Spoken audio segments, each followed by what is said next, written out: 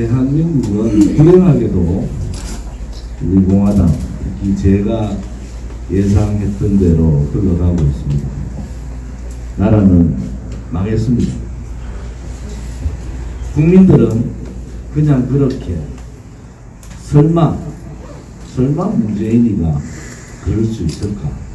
대한민국 국민이 3만 불이 넘는 국민이 5천만이나 있고 바깥에 동포까지 합치면 8천만이 있는데 설마 저 북한의 김정은한테 저렇게 맥을 못 주고 시진핑한테 저렇게 굴종하는가? 설마가 사람을 잡았어요.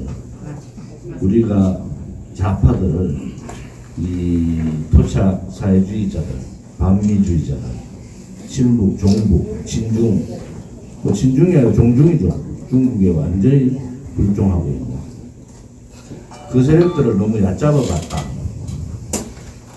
그들은 눈치 보지 않습니다. 그들은 그들이 가져가자 하는 길을 그냥 가는 거예요.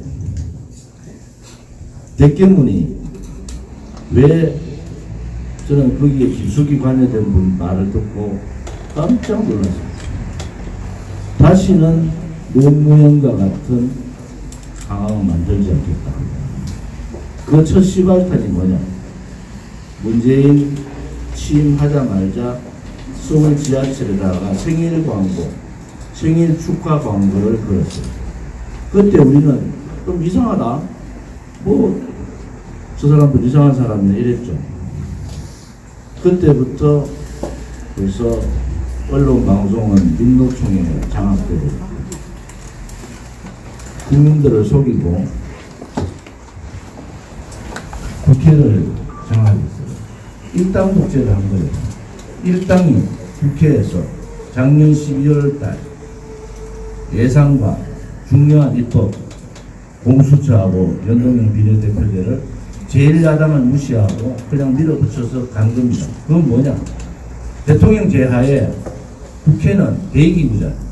대의기구의 책임은 대통령의 권한, 권력, 집중을 견제하고 감시하는 역할입니다. 그런데 작년 연말에 제가 뭐라고 했습니까? 국회만 내각제를 들고 와서 국회의 견제 감시 기능을 없애버렸다. 지금 국회는 식물, 국민의힘, 전 미래통합당 식물입니다. 저항하지 못하잖아요. 공수처법 저항하다가 목숨 걸고 싸우자고 하다가 검찰 고발하니까 풀릴 것이 다 조용히 누웠어요. 지금은 또 저항하지 못하는 게 지난 총선을 통해서 김무성이 추천한 김영호, 박영준, 이석연 이러한 사람들이 중도를 주장하면서 오른쪽에 있는 그야말로 외국 세력들을 극으로 몰고 그냥 팽개쳐버려요. 그들을 지지해준 유권자의 뜻을 배신한 겁니다.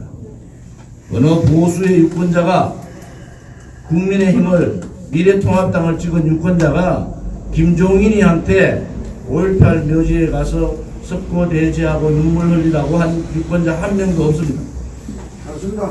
어느 유권자가 이승만 건국 대통령과 박정희 북 강병 대통령의 가치를 내려라고 한 미래통합당 지지자가 없었어요. 그들은 유권자를 배신해버립니다. 그들은 선거 때 우리를 지지해주면은 많은 사람들이 국회의원이 되고 박근혜 대통령 석방하는데 우리가 앞장서서 하겠다. 그러면서 박근혜 대통령 그 다음에 이명박 대통령까지 싸잡아가지고 사과하겠다.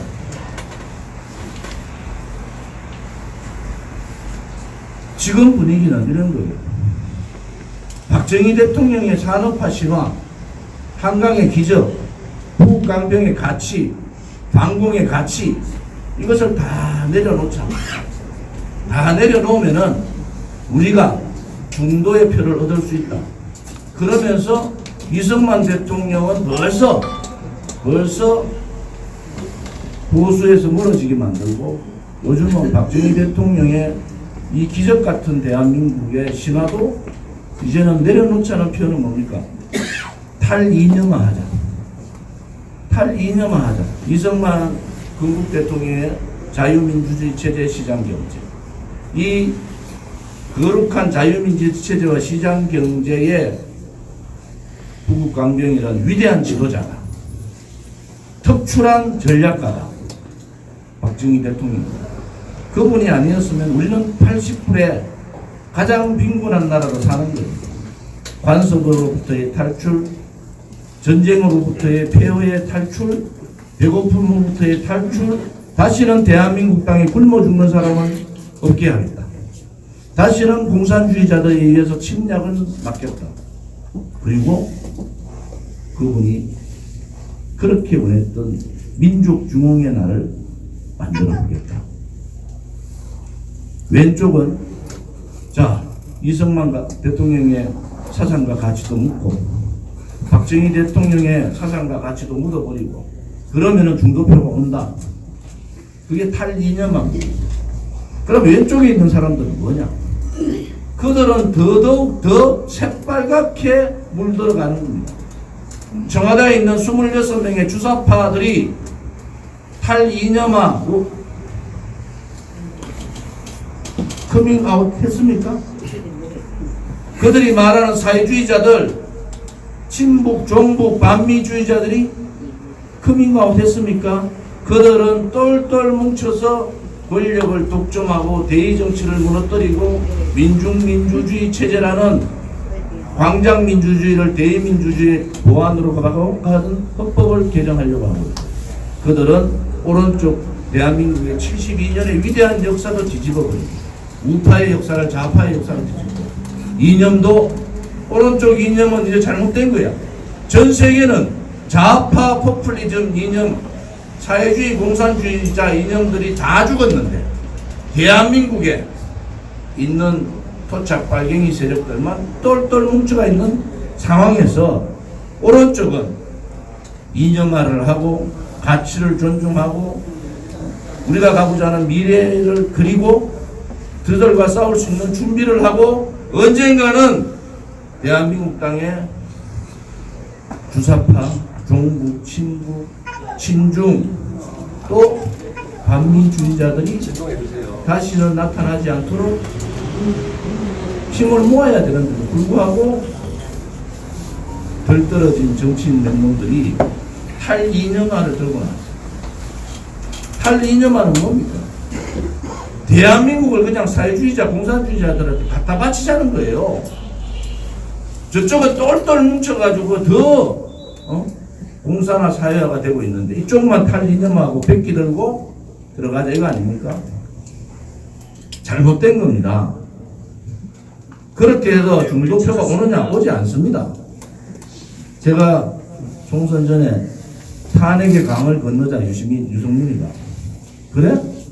너네 탄핵 강 잘못 건너면 다 빠져 죽는다. 박근혜 대통령께서 자기 본인의 등 뒤에다가 칼을 꽂은 사람들을 원망하면서 나라와 국민을 위해서 거대 야당으로 합쳐달라. 대통령의 뜻은 그겁니다. 바깥에서 4년간 아스팔트에서 투쟁했는 사람이 얼마나 힘들까. 그렇지만은 국가와 국민을 위해서 여러분들이 저쪽에서 한번 같이 갑시다. 황교안이 같이 갑시다. 그러면은 같이 가줘라.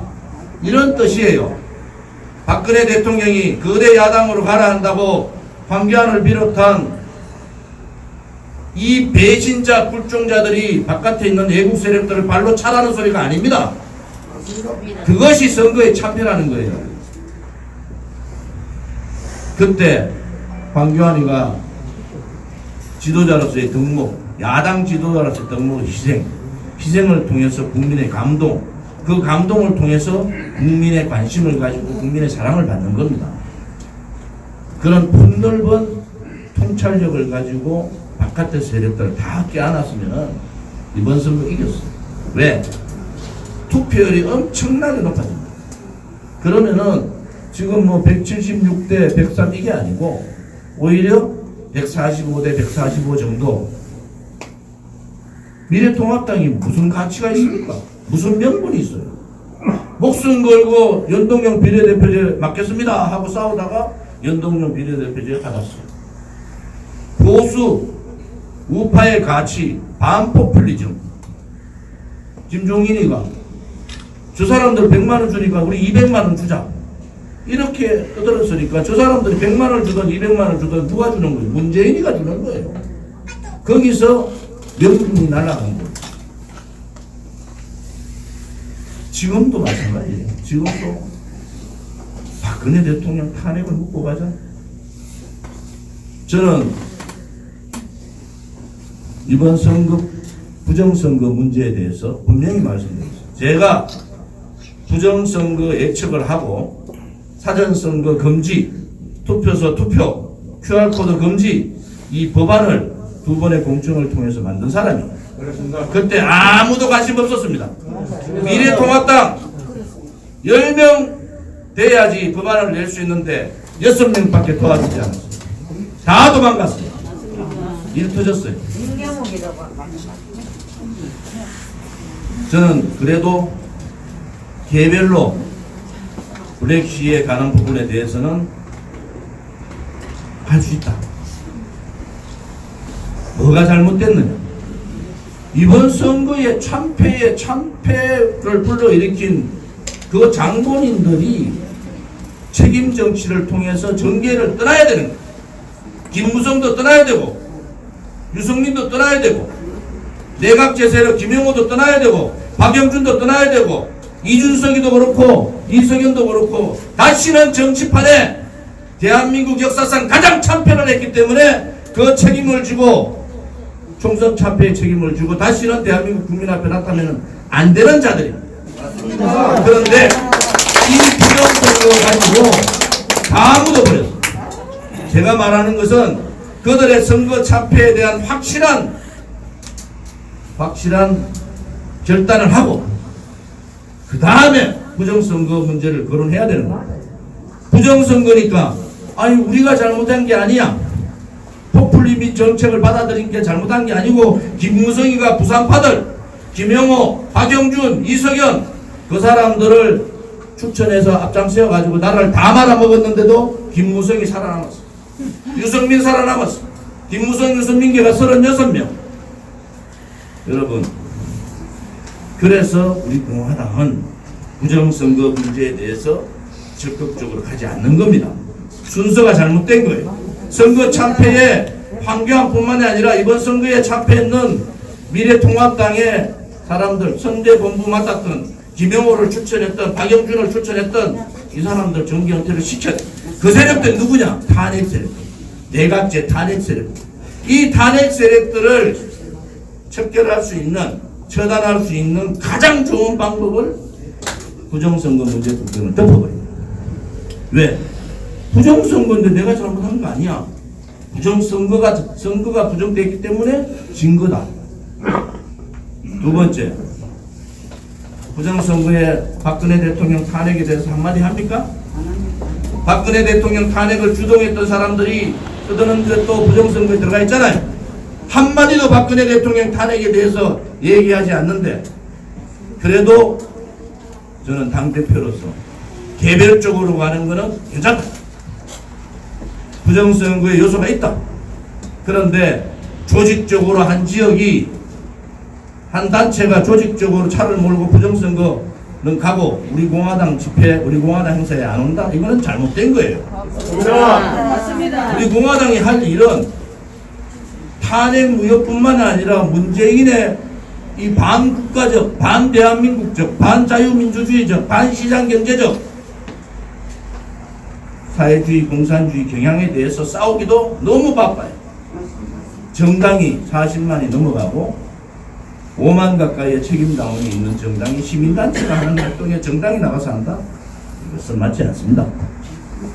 그래서 어떤 분들은 부정선거 있는데 조원진이가 나서지 않아. 그래서 제가 오늘 두 가지 얘기했잖아요. 이거는 정말 탄핵 세력들을 처단할 이번에 총선은요 탄핵 세력들이 주동적으로 한 거예요. 맞습니다. 탄핵 세력들이 주동적으로 해가지고 우리를 거꾸로 몰고 바깥으로 쳐버렸잖아요. 맞습니다. 그러면 참패를 했으면 누군가 책임을 져야 되잖아요. 어떻게 김무성이가 멀쩡한 대통령 경제에다 칼 꽂은 자가 킹메이커인데요. 유성민이가 본부장했던 유성민이가 다시 대통령 꿈을 꾸고 있어. 박영준이는 부산시장을 나간다고 그래요. 김영호는 선대 총괄위원장, 공천위원장 하면서 김영호는 아직도 살살 다니고 있어요. 여러분, 우리 공화당은 그렇게 가면 안 됩니다. 맞습니다. 우리 공화당은 박근혜 대통령이 나오실 때까지는 거짓과 싸우고 불의와 싸우고 불법 탄핵 거짓 선동 조작 업무를 밝히고 대통령 나오실 때 그분이 명예회복을 하고 태극기의 깃발을 들고 내가 이제 진리주의에서 정치를 다시 하겠다 그러면은 우리는 그 길을 가는 겁니다. 맞습니다. 제가 항상 얘기합니다. 조은진이는 거기까지예요. 요즘 제가 지도하고 계속 하는 내용 중에 중요한 내용이 뭔지 아세요? 대통령님 제발 좀 빨리 나오시라. 저도 사람이잖아요. 오늘도 법원에서 몇 월 며칠 날 출두해라. 안 하면은 구속영장 발부하겠다. 이런 글을 한두 개 받는 게 아닙니다. 눈 하나 깜짝 안 해요. 왜? 우리가 옳고 우리 공화당이 정이고 우리 공화당이 맞습니다. 지금까지 4년간 투쟁하면서 제가 했던 말이 하나라도 틀린 게 있습니까? 없습니다. 문재인이가 들어와서 그렇게 탄핵 세력들이 문재인 떠받들고 나경원이가 저건 훌륭한 대통령 됐으면 좋겠다 할 때 우리는 바로 문재인 좌파 독재 정권이다. 네. 왜? 언론 방송 장악하고 권력기관 호남으로 다 채우고 입법기관 완전히 무력화시키고 민주주의의 요소를 다 깨워요. 그리고 장기 집권 업무를 조직적으로 짰습니다.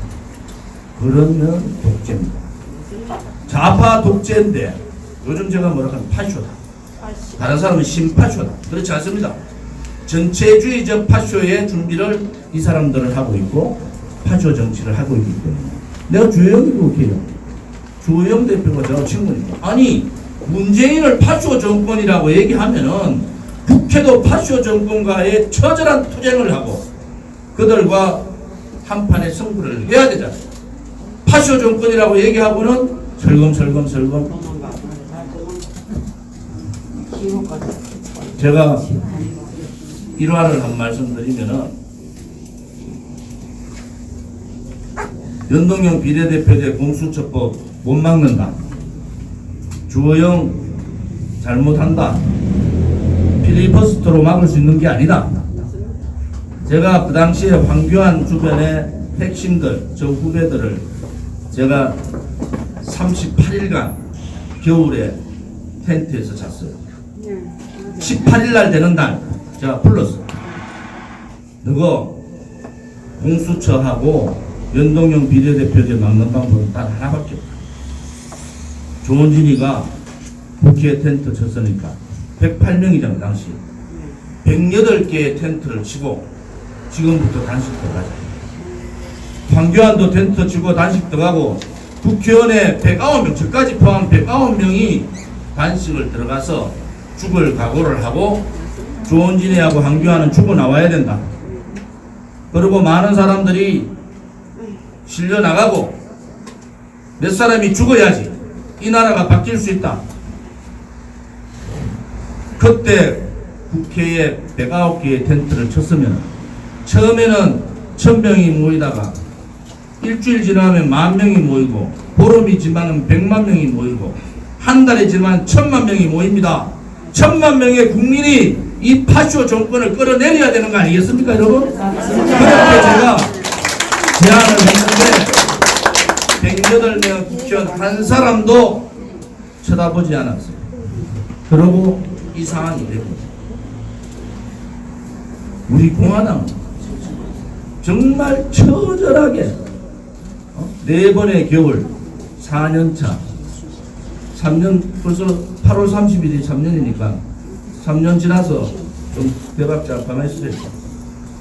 3년 지나서 지금 4년차 들어가는데 누구도 우리 공화당이 이래까지 올 줄 몰랐는 거예요. 우리 공화당은 72년의 정당사에 혁명을 시작한 겁니다. 지금까지 좌파들은 노선 투쟁을 하고 과거의 신구파부터 시작해서 노선 투쟁을 하고 운동권의 NLCA가 노선 투쟁을 하고 PD가 노선 투쟁을 하고 거기서 갈라져서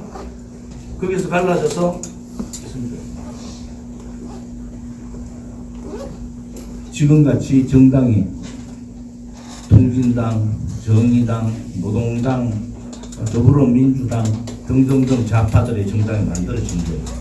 그들은 벌써 70년 동안 준비를 한 겁니다. 김대중, 노무현, 덜 떨어진 이명박 대통령까지 그들은 뿌리 깊게 좌파의 힘, 사회주의의 힘을 만들어낸 거예요. 오른쪽에 있는 국민들은 왜 그렇게 못했는가? 오른쪽에는요, 세계적인 위대한 지도자들이 있었어요. 보수의 국민들은 위대한 지도자가 나서 우리를 이끌어줘서 대한민국까지 왔기 때문에 앞으로도 메시아 같은 위대한 지도자가 날 거라고 보는 거예요. 저는 그렇지 않다고 봅니다. 이제 우리 공화당이 새롭게 대한애국당으로 창당할 때 그때 벌써 저는 정당혁명을 시작한 겁니다. 이제 오른쪽에 있는 우파도 이념화해야 되고 조직화해야 되고 민초들이 모이는 국민의 힘을 만들어야 되고 국민의 정당으로 가야 된다. 그렇지 않고 지도자 지금 지도자라고 얘기하는 사람 홍준표 11월 3일 날 박근혜 대통령 1심 앞에 놓고 탈당시킨 장본인 용서할 수가 없는 거예요. 맞습니다. 황교안 자기 스스로 100개의 퍼즐 중에 90개를 남의 얘기 듣고 10개도 그리지 못하는 그러한 유약한 지도자는 좌파 독재하고 살 수가 없는 겁니다. 맞습니다. 윤석열 박근혜 대통령을 한동훈과 같이 올가여가지고 업무 기획했던 장본인 탄핵의 장본인 그러한 원전을 가진 자들이 대한민국을 이끌 수는 없는 겁니다. 맞습니다. 오세훈 안 됩니다. 박원순 시장한테 서울시장 넘겨가지고 나라가 이꾸라지 됐어요. 맞습니다. 부끄러운 줄 알아야 될 거예요. 부끄러운 줄 알아요. 유승민 박근혜 대통령을 팔아가지고 정치를 하고 박근혜 대통령 등 뒤에다가 가장 먼저 칼 꽂은 배신자 이런 자들이 대한민국의 대통령이 된다? 안 됩니다. 인물이 없는 겁니다. 맞습니다. 이제 지도자는 오른쪽에 있는 우파는 정신 차려야 돼요. 우리 맞습니다. 우파도 우리 공화당과 같이 2년 정당화가 돼야 돼요. 맞습니다. 민초들이 분노해서 처음에는 박근혜 대통령 탄핵이 박근혜 대통령이 얼마나 안 됐느냐 탄핵이 잘못됐다고 분노해서 나오는 민초들이지만 지금은 나라가 망했다. 나라를 지켜야 된다. 대한민국의 체제를 지켜야 되고 2020년 우리한테 주어진 역사적 책무 우리의 미래 세대한테 좀 더 나은 대한민국 자유민주주의 체제 시장경제 자유통일된 대한민국을 물려줄 책무가 우리한테 있단 말이에요.